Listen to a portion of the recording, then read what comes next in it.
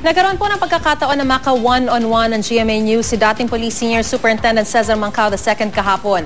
Muli niya iginiit na napilitan daw siyang tumakas para protektahan ang sarili at wala daw tumulong sa kanyang sinumang gwardya sa NBI. Balitang hatid ni Susan Enriquez. So walang alam yung mga gwardya eh. Walang kasabwat. Ayaw ko kasi madamay pa ibang tao. Yun na nga, tsaka may kaso, kawawa nga talagang.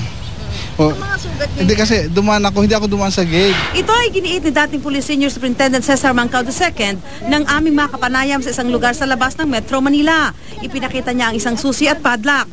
Pinalitan niya raw ang kandado ng kanyang kulungan kaya siya nakatakas. Wala raw sino mang tumulong sa kanya. Sabi ni Mancao, tumakas siya nang mabalita ang ililipat siya sa Manila City Jail kung saan nakakulong ang mga taong ipinahuli raw niya nung nasa serbisyo pa siya sa PNP. Merong pressure galing sa isang senador at yung mga impormasyon na yun na-confirm nga at kita mo yung ilalagay ako doon kung saan yung mga co-accused ko na galit din sa akin, ilalagay ako doon sa lugar ng mga kriminal na marami rin kaming kinulong. Parang napakadali. Next noon is buhay ko na. Nanindigan si Mancao na may kinalaman sa mga pangyayaring ito si Senador Pampilo Lacson. Mensahe ni Mancao sa dating boss? Pwedeng personal, pwedeng dito, sir. Salute pa rin ako sa iyo. Alam ko, meron ka pa rin magandang magagawa. Mas at least, term ko nga dati, lesser evil. Although, lahat naman tayo may kasalanan. Pero, yun nga, sana naman, bigyan naman ako ng hustisya. Tsaka wag naman yung pati buhay ko mapupurnada pa dito.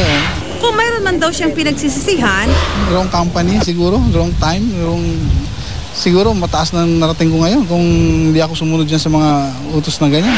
Kung susuko si Mancao, nais daw niya matiyak ang kanyang kaligtasan, gayon din ang hustisya sa hinaharap na kaso. Sa ngayon talaga, I'm expecting for the worst. Okay. Kaysa buhay ko ang mawala. Napakadali kong tirahin dun eh. Personal safety and security ko, ma-assure nila na talagang totoong gagampanan nila yon.